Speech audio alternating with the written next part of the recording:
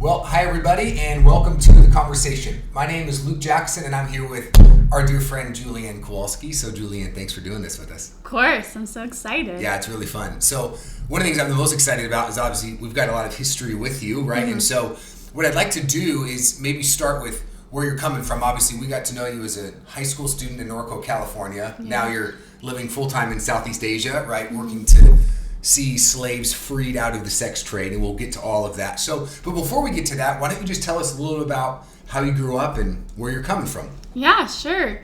So I grew up in Norco, and I grew up in a home that was Christian, and we went to church together every Sunday, and I have two sisters, and they are the greatest people on the planet. They are awesome. Yeah, I think it's like every day I just thank the Lord for them, because I couldn't do what I do without him. And so we all grew up going to church, and I always knew of the Lord and knew that if I believed in him, I would go to heaven. But that's kind of it. I knew he loved me, but I just heard it. I didn't really know what it meant. And so growing up, was great, and we learned about the Lord. And it wasn't really until I was 18 when I really met the Lord for the first time. I was just, reflecting on it earlier, and it was actually when we went to go plant the church together. Yeah, you were a part of that big time. And that was so fun, and it was the first time I chose to go to church on my own and just really seeking the Lord.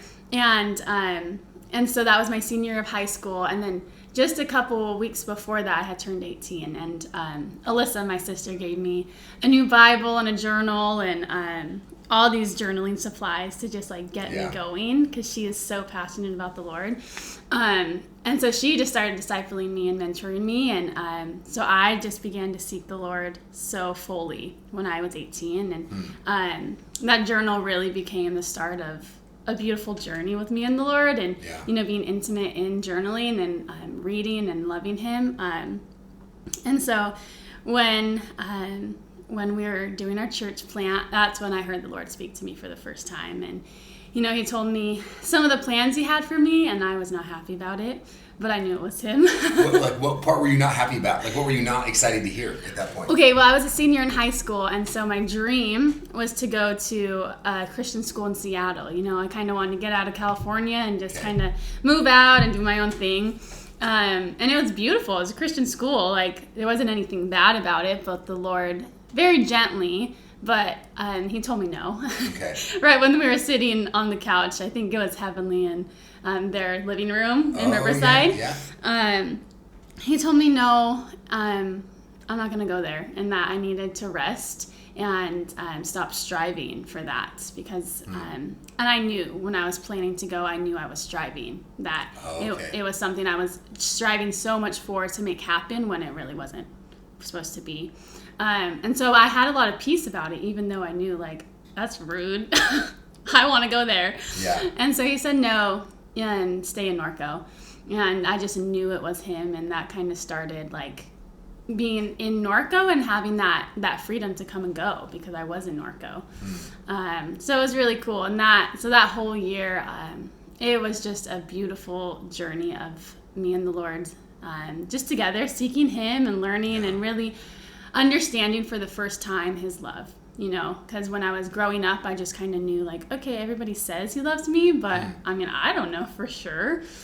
Unpack that a little more. When you say you were learning to receive his love, what did that look like for you? Yeah, well, it was for the first time I understood his heart for me. So I understood that he actually cared about me, that he of course he wants to be in eternity with us in heaven, or us to be with him in heaven, but it was so much more than that, and I was just beginning to realize that. So he just showed me his heart for me, and that he cared about me, and he cared about what I've been through, and that he'd been there the whole time, that he smiles every time I wake up, that he's so excited for me to wake up in the morning so that we can spend time together. And that was just so beautiful for me to understand, because I hadn't felt that, I didn't know that part of the Lord. And I think it's such a important part of who he is. It's so foundational that he cares about us, and it's so simple, but I just didn't know. And so it was really cool just to actually read the Bible with new eyes, and to just really learn about his character, and know I learned all these things, but now I know because I can trust that this is the Lord because I've studied his character and I've seen his character, I've seen his faithfulness and his goodness. So it was beautiful, and I just felt like I was like, I don't know, and just kind of like cruising and on this like journey, and it was just really cool to see the Lord. Like, even though I wasn't at that point, I wanted to be in Seattle, but I was in Norco, and the Lord just fulfilled everything, and he was so faithful. And yeah, I just kind of felt like it was me and him for like 2 years just doing life together. Yeah.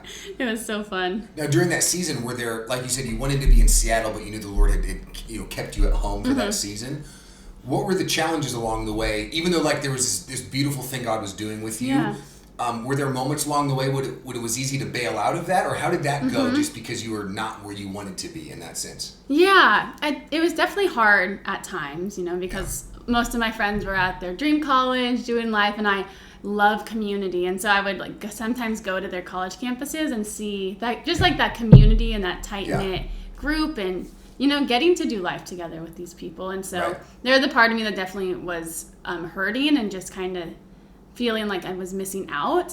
But the Lord he was just so faithful to fulfill that in me, and to fill the part of me that was longing for community. And so it was difficult, and I ended up moving out that year and moving to a home with a good family friend and seeking the Lord even more, and just doing life with him. So it was definitely difficult, but I loved that season so much. Now, when along the way, because obviously now you live in Asia full time, right? So, like doing what, and I know you'll get to that in a moment.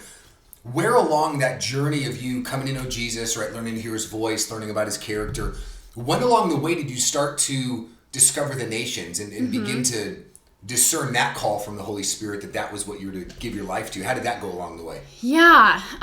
So the first time I had ever heard about missions was when my sister Alyssa went with YWAM to Hong Kong, and I thought she was crazy. I didn't know what she was doing, and so I kind of always thought like missions is her thing, and I'll support her in it fully. But it's not for me, Right. And so when I was in this season of kind of, it was a very slow season just in Norco with the Lord and going to school. And so the Lord just kind of started to stir things, and I was getting, a little restless, a little bored, and I didn't really know what I was going to study. And so Alyssa and I went back to Inland Vineyard, and, we were doing our stuff there and loving church and loving life. And they put on the screen, come to Indonesia with us. And I was like, I literally have nothing going on with my life, so why not?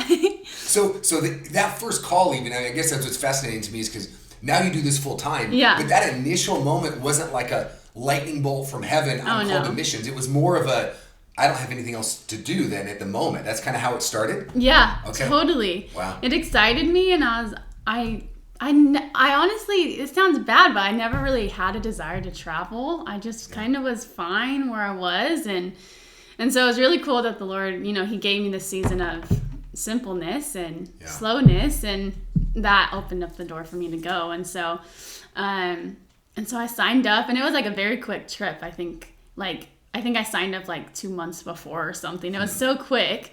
And I started going to the meetings and stuff, and the enemy's always at work, and so I felt very inadequate because everyone on the team was older and wiser and equipped and just like knowing what they're doing, and I'm like, maybe this isn't for me, maybe I should just go. But the Lord was, so sweet. I'm like, no, this is for you, and I'll equip you and everything. And so it was in those meetings that I actually learned how to pray for people, and that was the first time I ever experienced any of that, of like learning about, healing people and casting out demons and all this crazy stuff I had never heard about before. So that was all new. Like even in those trainings, you were learning that stuff for the first time. Totally new. I think mostly, everybody was so experienced. I think the trainings were just for me because I was the only one that hadn't done this yet. But I was loving it. And so I was learning so much, and I really felt the Lord like he was my friend, and he still is my friend, but he was becoming a teacher to me. And so I was learning so many things, and I was like, this is awesome, even before I left. And so, I asked the Lord, I'm going to do this. Give me a heart for these people. Give me a heart for this nation. Like, I'm going and I want to do this and I want to experience you and your people, And so we went, and it was just insane. It was so crazy, and I remember going, and that was when I began to think like, well, maybe I could do this, and this is cool. Like maybe I can come and teach English or something. And then I was like in a squatty potty, and then a cockroach ran over my foot, and I was like, oh no, absolutely not. And for those listening that maybe have not experienced the squatty potty, what is that? So it's really fun. It's where it's in place of a toilet, and it's just kind of a hole in the ground, and you just stand over it, and then you do your thing, and that's that. So it was me experience Asia, and when the cockroach ran over my foot, that's when I knew, like, oh, I can't do this. So you were out at that point, at least thinking I could actually do this. Okay. Yeah, I thought maybe I can do this, and then that happened. I was like, oh yeah, no, wrong girl. Yeah. But the trip continued, and man, the Lord, He just showed me so many things, and I just loved being in the culture. I, prayed for someone for the first time and they were healed, and I had never experienced that. And I was like, oh my gosh, what is happening? And I was just so in awe of the Lord and like all these parts of Him that I had never seen before. And I was getting to experience them. And like, there's so much depth to Him and like His kingdom that I kind of felt gypped a little, that I've never experienced any of this till right now. And so I think that's when I was hooked, when I realized like there is so much, God's kingdom and His people, and there's just so much that I don't even have a clue about, and I want to know. What do you feel like in even that first trip, because I know you've obviously been back multiple times since then, what did you learn from the Indonesians you were around about even following Jesus? Obviously, you got to spend a lot of time and have since then. Mm-hmm. So what do you feel like you learned from the Indonesian church about walking with Jesus and who He is? What were the things that you picked up along the way? I loved how, they're just a very strong people, and they're faced with so much persecution, and it's such a big Muslim country. And so I loved that they were so unashamed, and this is what they're going to do, and they know the risks. And that was really cool for me to see of like, we might have to go into the mountains to do a retreat thing for them, but like they're living this way even in their cities, even in the capital cities and all this crazy stuff. And they were just so dedicated to the Lord, and they were so hungry. I think that was it. It was like they were just really hungry to learn from us and to learn and just spend time with us. And so it was really sweet because Asian people are so communal. And so that's something I really, really loved going into Asia for the first time, was experiencing like, they want to learn and they are so hungry, but they also want to know us and to spend time with us. And they weren't rushed to go and do something. They wanted to sit down and have a coffee and have rice and actually get to know us. Like they weren't in a hurry at all. And that was super foreign to me. And so I just loved the diversity of God's kingdom and getting to experience how other people lived and how they worship the Lord. Just so beautiful. And so it was a really good experience. So was it even the trip you're describing, was that the trip and you began to discern that you'd be called to this full time, or did that come later on in the journey? Yeah, so I went home, and so it was kind of, because I knew I loved it so much, I knew that this wasn't it when I was still in Indonesia. Okay. So I knew God was doing something. I didn't know what. I had no idea, but I knew I love this so much, and this isn't in vain. This isn't a coincidence. Like, I can do this. And so I had no idea what it was. I thought maybe I'd go back and teach English or, do YWAM or something. Yeah. But I did know, like, this isn't the end, and I would be back. And so then I went home. I went back to America, and I just asked the Lord, what's next? And so I was about to graduate from the city college I was at, and just seeking the Lord and asking Him. And I think I remember going to your office and just saying, like, I don't know what's next, but I need help. I need direction. And we prayed about it, and I felt like YWAM was the next step. And so I prayed into that for months, and the Lord gave me a location and a base, and that was amazing. So what was your time with Youth with a Mission like? What was that season like for you? So great. I think it's the closest thing to heaven I've ever experienced. It is just just so beautiful. So I went to Norway, and I did not want to go to Norway. I wanted to go to Asia or Africa, somewhere in the bush. And the Lord's like, go to Europe. Because Norway is not close to either of those places. No, it's so beautiful. It's like one of the richest countries, and it's just insane and beautiful and Western. And I loved it, but I didn't think I was going to like it. And so I went, and it was stunning. Just Norway itself is insanely beautiful.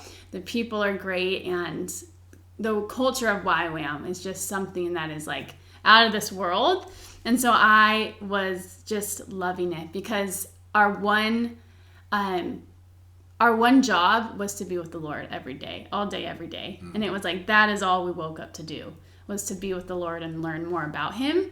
And so that was really cool, because it was like there was still so much hunger in me, and it was just, I was getting fed and learning, and like these people were flying in to teach us. And so that alone of just waking up and, doing worship together for an hour, interceding together for an hour, and then learning, and then, breaking for lunch and going back and learning, and then reading the Bible together. It was just like my ultimate dream. I was like, I could do that for the rest of my life.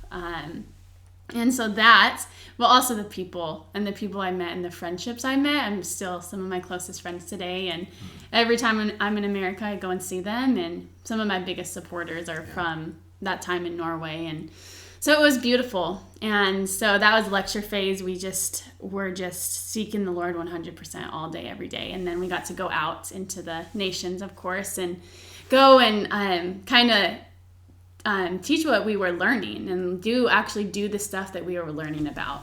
And so that was really awesome for me, just to be able to do that and travel and just go to more nations and do the things that I was so scared to do like a year before that.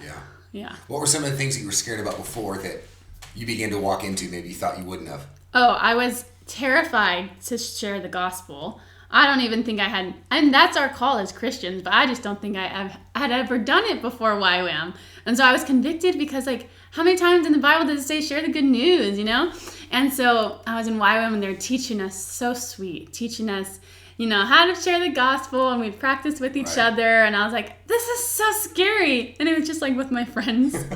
But I was like, oh my gosh. But I began to get really passionate. And I was like, there's people out there that don't know. And even if I'm scared, I have to do this, because I'm not going to just let them pass me by. I don't know if they know about Jesus. And of course it's about heaven, but it was so much more than that. It was about, their time on earth, and, learning that there's a God that loves them and cares about them so deeply. And so it was such a bigger picture than just like, you just tell them so they don't go to hell. But it was, tell them so that they live in freedom every day, and that they, not doing this by themselves. And so all these really cool things. And so I was so passionate about sharing the gospel. And that was actually what we did the whole time, was evangelism, because we did a route that it's based off the Amazing Race. So we didn't know where we were going till we got to the airport. And so we would go like to the airport, and they'd say like, oh, you're open an envelope, you're going to Cyprus, and you don't have any contacts, and you have nowhere to stay. And so we had to seek the Lord. We had to learn how to hear his voice. And there was no ministry, so we had to do evangelism. And so it was really cool just to get up on the streets and just go for it, seek the Lord and ask him who to talk to, what to say. What did you discover about Jesus along the way, Julian, as you began to share the gospel for the first time? Like, what began to change for you as you stepped into that? I began to get God's heart for other people. So I began to care so deeply. And I always cared about people, but like not to this. I cared about whether they know that they're loved or not, whether they know that they're seen, and that they know that they're, like, the God of the universe is obsessed with them. Like, there's people, they just don't know that. And so I really began to get a heart of like, all these people around me, they might not know. And like, I had, the years before that, I had experienced this revelation. And so I had experienced the love that God has for me and seeing how it changed my life. And so I could no longer keep quiet about this love that changed my entire life. And so I really got to see, like, God cares about me, but he cares about like the whole world. And this is so much bigger than I could have ever imagined. And so, getting to like, we would just go on the street and we would just walk around, and I would just ask the Lord, like, who do you want me to talk to, and what do you want me to say? And so it was really cool because I would begin sharing, not just like, oh, here's the gospel, but this is how the gospel has affected my life. And, this is my testimony, and this is how, like, I've seen God be so personal, and like kind of sharing my own stories and sharing the gospel that way. So it's not just preaching at them, but it's sharing like stories and personal things, and, showing them like, this is, God is amazing, and he's changed my entire life, and he cares about you the same exact way. Right. Mm-hmm. That's awesome. So now, okay, so that was your journey there. How did you then end up where you're at now? Yeah. What was the call into what you're doing now full time with your life? Okay, so the whole time I was in YWAM, I was praying. So once I got to YWAM, I was like, oh, I want to do this forever. That was when I knew, like, I hope the Lord calls me into missions. And I'm for like, just tell me, God, what's next? And oh my gosh, it was my absolute dream. And so the whole time I was praying, like, where do you want me to go? What do you want me to do?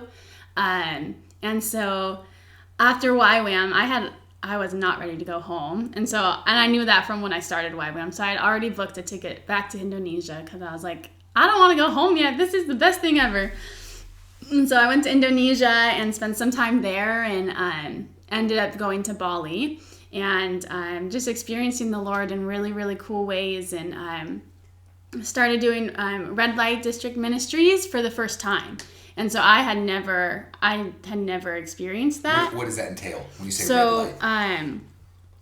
Red light is, which I had never even known that prostitution existed until I was on outreach for DTS. When I saw my very first prostitute was in Colombia, and I saw her, and my heart went out to her, and that had never happened before. I didn't know what was going on, but I knew, like, I have to do something.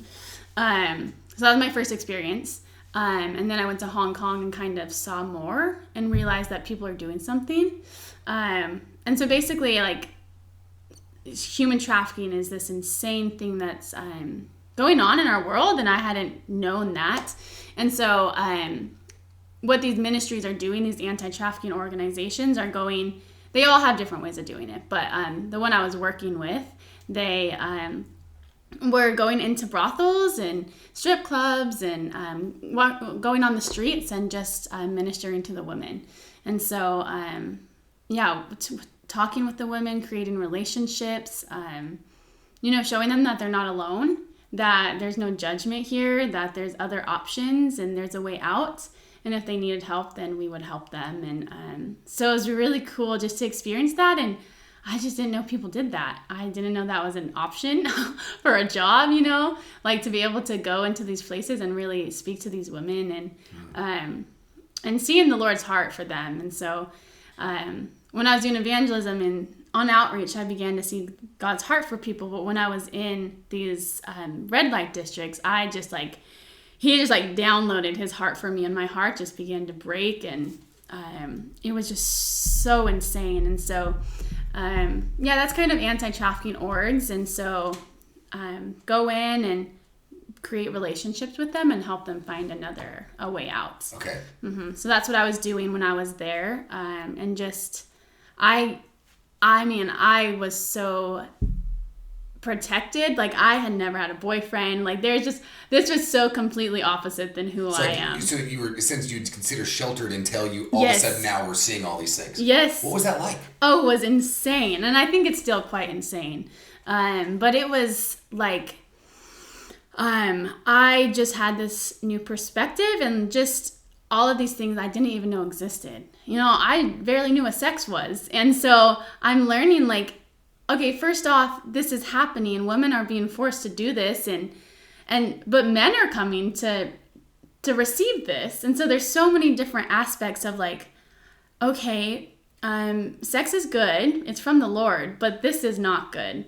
And so a lot of just having to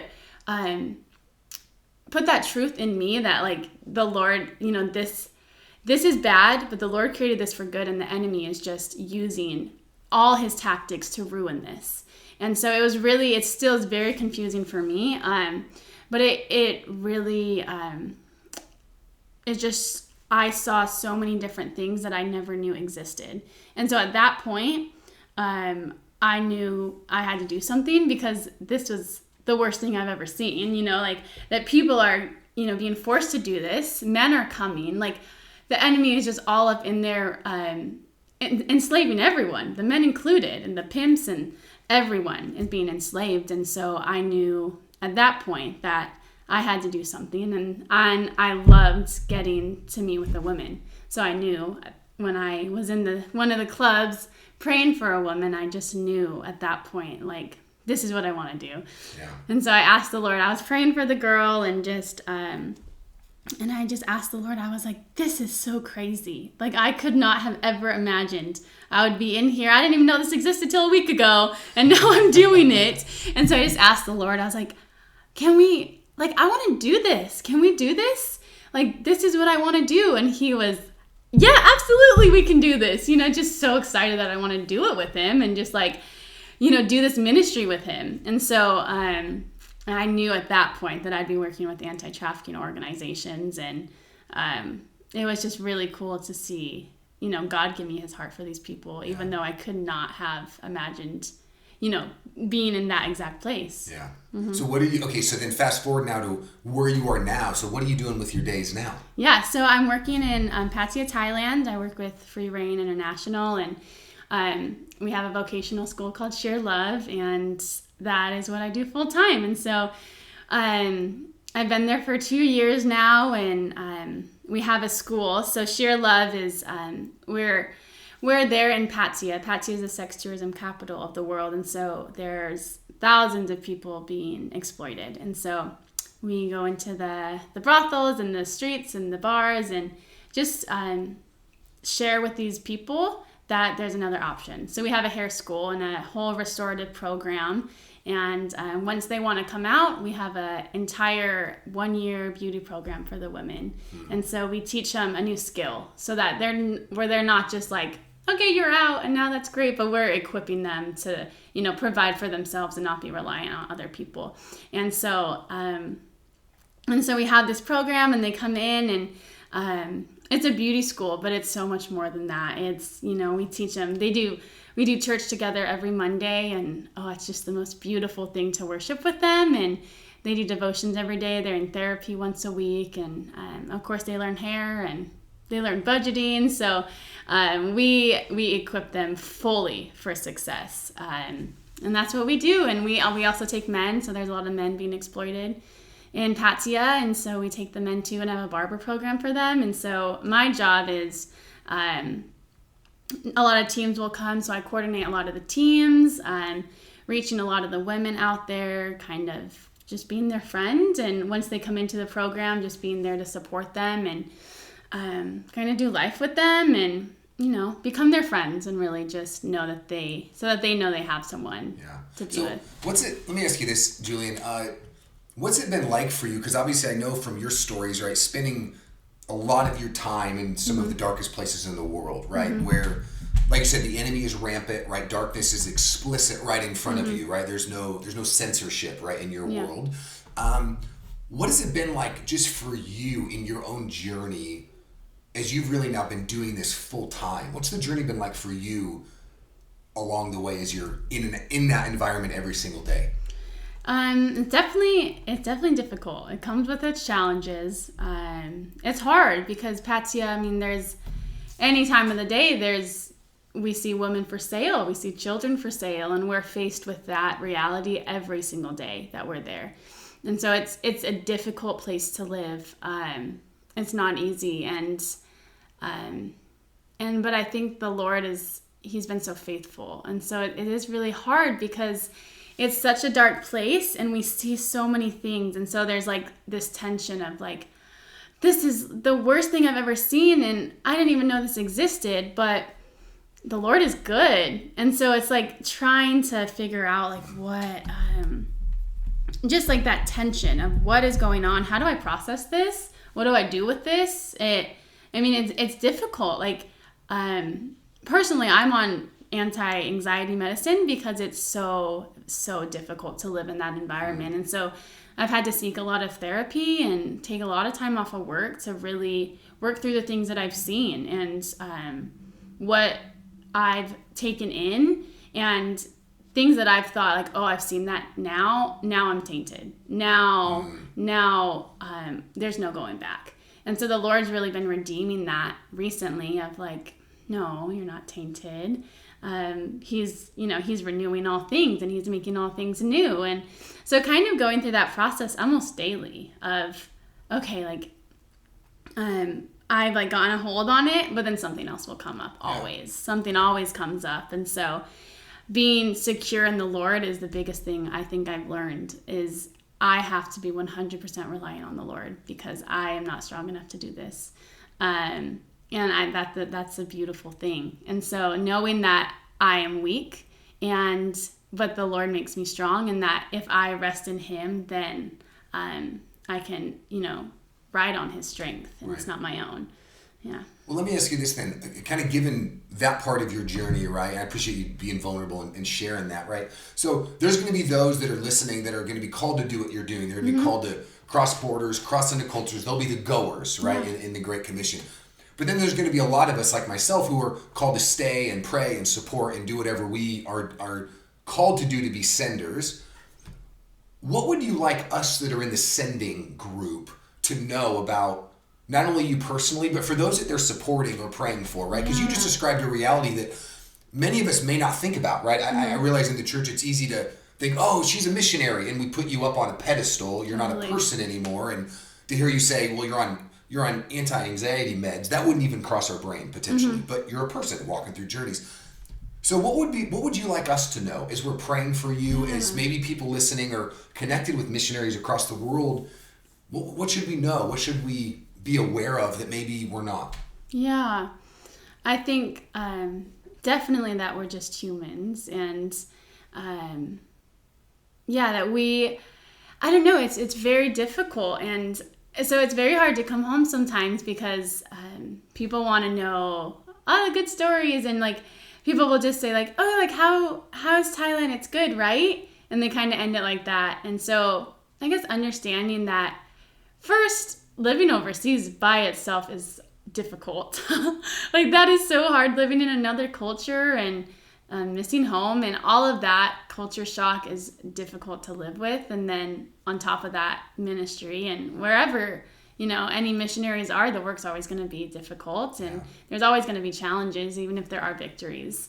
And so kind of just knowing like they need support and prayer.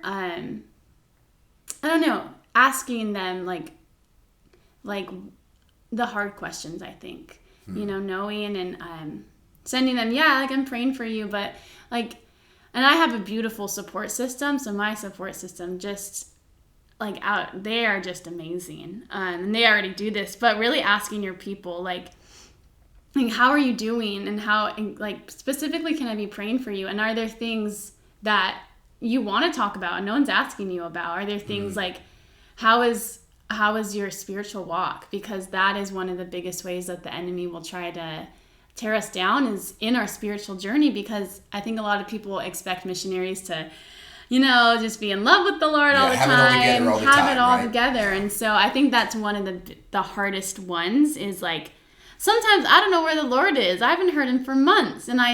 And because of these expectations that missionaries have to have, the perfect walk, then I feel like a bad missionary, because I'm like, well, I mean, I'm not in the Word every day, and I don't know how to pray anymore, I don't know where the Lord is. I don't know these things. And so I think it's really important, just to like,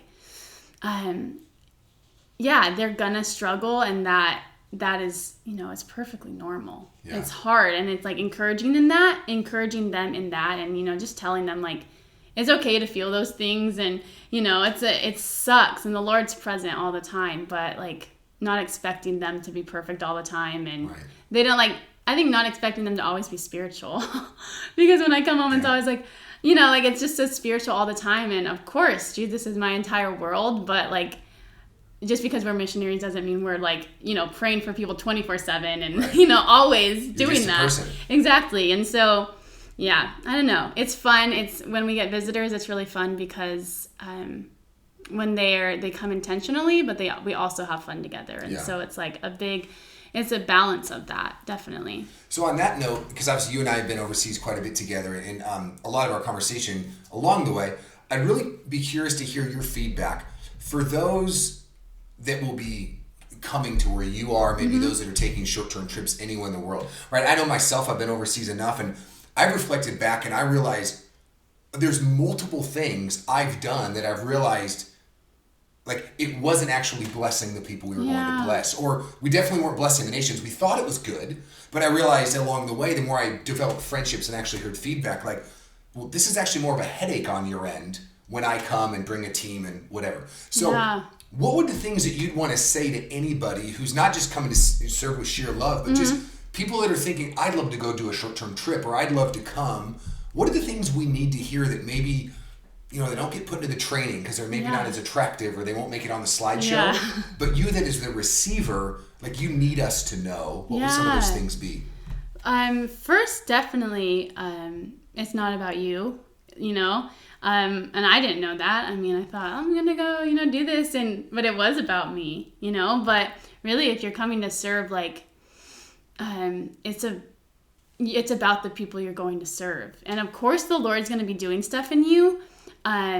But your focus has to be on these people, and even if I think expectations are a huge thing. And so expecting to go and save the world is not realistic. And if you're having these unrealistic expectations of, I'm going to save, I'm going to help someone get out of the sex industry, that takes months.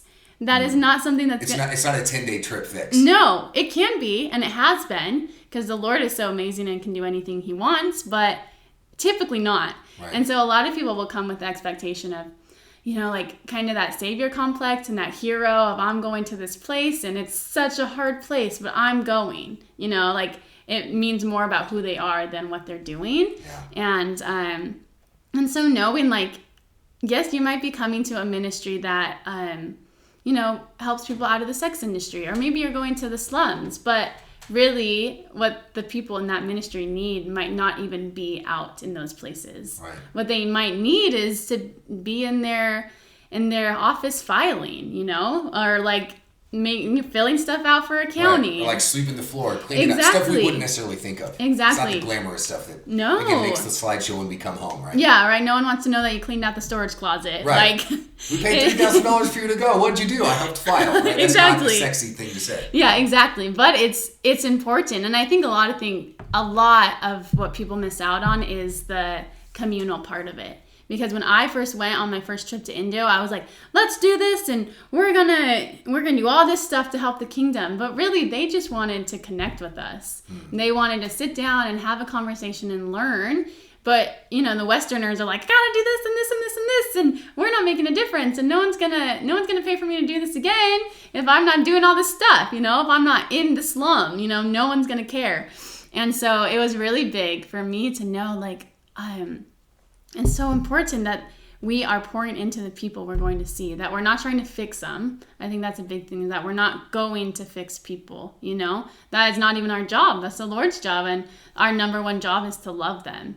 And so just going with the intention of loving and letting that be the agenda of the whole trip, I think is the biggest thing that you could do.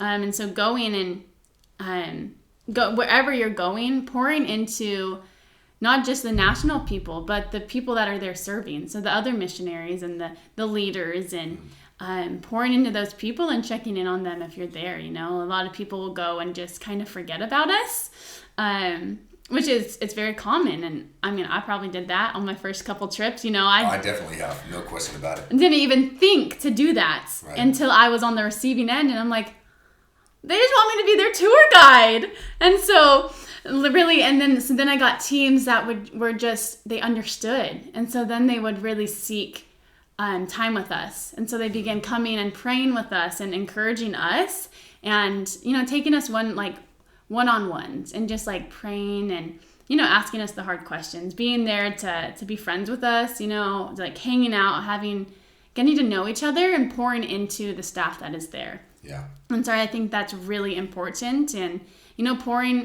pouring into our Thai staff is probably one of the biggest things that anybody could bless us with. And so them coming and caring enough, not worrying about, I need to go out and rescue people, but rather like showing God's love to these people that are already here and the people that are doing it the whole time, and these people that are pouring into other people. And so when people come and pour into our students and spend time there and in the mundane of sitting on the floor eating rice, that is the biggest thing they can bless us with, is loving our students and our staff and the people that are there all the time. Yeah. What are some of the, because Julian, as I've experienced the team at Sheer Love and the things that actually, like you said, the day in and day out stuff of ministry that we may not think about, right? Like we may come over and think, I'm going to beat down doors of brothels and rescue all the people, right? Yeah. But really, there's so many skill sets and gift mixes that it takes to do what your team does. So for a minute, could you just paint us a picture? Because I think there's a lot of people I talk to that similar to what you shared would think, I have no idea how I'd ever be a blessing in the nations. I'm just and they'll fill in the dot for themselves. Mm-hmm. What kind of skill sets, though, and gift mixes do you see play out every day that it actually takes to make a missions organization like yours run? Like, just give us some example of what are some of the skill sets that we may put in the category of like normal. Yeah. Oh, I just do this, but you realize, well, if somebody wasn't doing that, we wouldn't operate. What are some of those skill sets that are needed? Yeah, so many things, and I had never even thought about it until I was there. And so I always thought, like, I literally have no skills. I'm just a people person, like I just like to talk to people. But that is exactly what the Lord used and what, he used to let me be in this ministry. And so we have an amazing accountant, and let me tell you, life would not go on if she wasn't there. Yeah. Our students wouldn't get paid. Our electricity would go out. Like things that I don't know how to do. And when I'm in charge of it, it's so frantic because I'm not that good at it. And so she's amazing and just amazing. And even like graphic designers, like we need to get the word out about what's going on and what God's doing. And so having people be able to create beautiful things that are attractive to the eye, that people will, catch their attention. That is hard. And I'm starting to learn how to do it, but it's difficult. And it takes a certain person to be able to create something so beautiful out of scratch. And of course, hair people, like that's so random, but that is our ministry, is teaching hair. And I know Diana will say it all the time of like, she used what God gave her. She's a hairdresser, so that's what she came to do. But if she was a baker, she would be teaching a baking school, So it's like whatever skill we have, like the Lord's going to use that. He doesn't waste anything. And so it's been really cool to see like just people coming, and I get the question all the time, like, what can I do?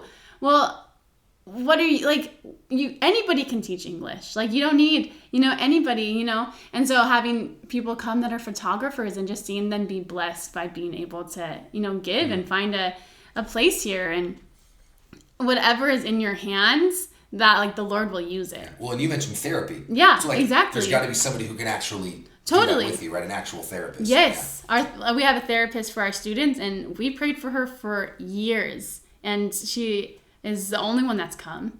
And she's given up her life, and a career that she worked so hard for, and now she's coming to do it, and she's not getting paid. And that is something that a lot of people won't give up. Yeah. And so having her come and pour into the students, like, I just don't think a lot of people even realize, like, I could use this, what you think is random gifting, for the Lord, and to actually change lives with him. And so it's really cool talking with people and like, I don't know what to do. Well, you can help me file. You can help me do social media. There's just so many things that go into it that I didn't even think, Now you mentioned like with social media, and you mentioned even getting the word out. One of the things I know that I've learned from you, and you've talked about over the time, is especially, let's say, when teams come home, right? Mm-hmm.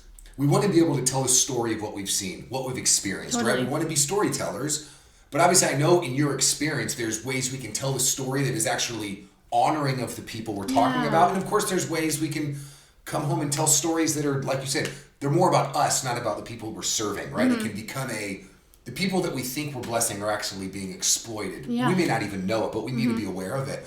So help us unpack a little bit what you've learned about how we do tell stories in a way that's honoring of those that we want to bless. Yeah, absolutely. That's one of the biggest things I've learned, especially working in a ministry and a industry that is so complex and just insane. And so as an organization, we have values, and we believe that it's their story to tell. You know, we're not there to hear their story and then go and post it so people will know, you know, so people will get the attention that we want. Oh, right. Like, look at her, she's helping this poor girl, and look at her horrible life, and you know, like, that is not honoring to her, and it's not even my story to tell. It is hers. When she's ready, she can tell it.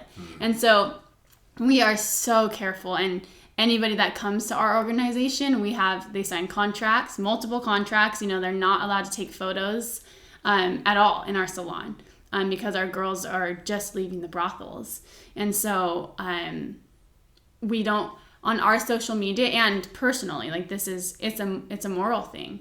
It's an ethics thing, and so we don't post anybody's faces. What do I need to be aware of, just in general? Let's just take social media. It's obviously a huge tool now. Definitely. What are the things I can do that are actually damaging without me realizing it? So a lot of kind of why the motivation of why you want to post it is huge. Am I posting this to get attention? Am I posting this? And it could be totally innocent, because this is going to give us more money for our organization if we post this thing, you know? Right. And that's huge, because certain stories are more glamorous than others. Right. And so it's tempting to change the story, to exaggerate the story, just so that your organization will get more money, or so that more people will donate, or you'll get more speaking engagements because the story ended good, when in reality it ended horribly, you know? And it maybe because the things we experience all overseas, like, the story is already bad. You don't need to. A lot of the stories we experience, it's already the worst thing you ever heard. Right. There's not a pretty bow at the end of a lot of what you see. Yeah, and so a lot of people will come and just like exaggerate it, make it more dramatic, and it's like, it's already bad. We don't need to, but because so many people have already made it more dramatic, it feels watered down because it's the truth. Yeah. And so the truth a lot of the times is not as glamorous as stories that people post, and so making sure even especially the photos that we're posting, we are so careful. We even this is a value in our staff, but we still ask each other like what do you think about this post? Do you think it's okay? Do you think it's honoring? Because nowadays people don't even, because social media is what it is. Yeah. Like you said, we don't even think to ask probably, is this even okay to post? But obviously we need to be thinking that through. Totally. And so not just in the sex industry, but a lot of times when we're in Africa or when we're in the slums in Asia, we will post photos of people in the slums, but only if it is, empowering them. We're not going to post a photo that makes them look pathetic just so that we get more money. And so that's a lot of when I see people, organizations posting, and it's a sad little kid in Africa, with no shoes on and like just looking pathetic, dirt on their face, flies in their eyes, and that is not empowering to that child. So ultimately it's a manipulative thing you're doing. Exactly, because you're going to post it because that's going to catch people's eye, and that's going to be like, oh man, I feel so bad for them, and I'm going to give you money. But that kid doesn't know that you're using their photo to get money, and that in itself is exploitation. And so knowing like, it's okay, I will post pictures in the slums, but I will not make anybody look pathetic. I will not post a photo unless it's empowering someone, unless it's empowering them, because we're in their territory. Right. We're the Westerners in the slums taking photos. Who does that? Well, and so Westerners, right? Exactly, because that's what the church wants to see, and that's what the supporters want to see, is you smiling with the African kids. And that's, maybe you sat with them for 10 seconds. You don't even know their names. And so only long enough to get a photo to post on Instagram. Exactly. Yeah. And so it's just so important for us to like, what's our motivation behind this? Is this empowering them? Are we re-exploiting them? And because even in some Asian countries, it's illegal to post a photo of someone who's trafficked. To post their face is illegal. And so a lot of organizations will still do it because it gets them, because she looks sad. So I'm going to give them money. When in reality, exploiting them again. So we're just being good business people, not good missionaries. Exactly. In that regard. Exactly. And it's like, you might lose followers because your feed's not that interesting anymore. Well, the followers that follow me, they're going to know the truth. And they, I will protect the people I'm here to protect. And so it goes deep, and it's, it takes a long time to figure out. Sometimes I won't post for months because I don't know how to tell the story. And once I figure it out, I'll talk about it. But, we don't have anything to prove. Right. We don't have to prove what we're doing, and we're doing good work, and we'll share it when we can, and we'll tell it ethically. But I'm not going to share the things. I'm not going to re-exploit someone. Yeah. Yeah. So let me ask you this as sort of a final wrap-up question. When you think about with what you're getting to do now full-time, for those of us that will be in the role to send, or just part of the church, right? Let's just make it more broad. What would you like to say to the church? Like if you were to give one charge or encouragement or like what would be something that you'd want to charge us with? Those of us that are learning to get caught up in God's story, and we're learning, even maybe some of us listening are learning about the Great Commission for the first time. Things that you just shared will be the first time they even heard about it. Yeah. What would you say to the church? There's two things I would say. One is that God has a beautiful adventure for you. And I think it's hard in a Western world where it's all about working and making money, and not everyone obviously is called to missions, but everyone's called to an adventure with the Lord. And it might not be safe, and it might not be what you think, but the Lord, his plans are the best and so good and so fun. And so just to kind of like trust that the Lord, he has big dreams for you. And so to be able to dream with the Lord, that's something no one taught me, in high school, that I can dream and I can, do these things that aren't conventional. Right. Like there's so much, the kingdom is huge, and his ideas and his dreams are never going to end, like there are just so many, there's something for everyone.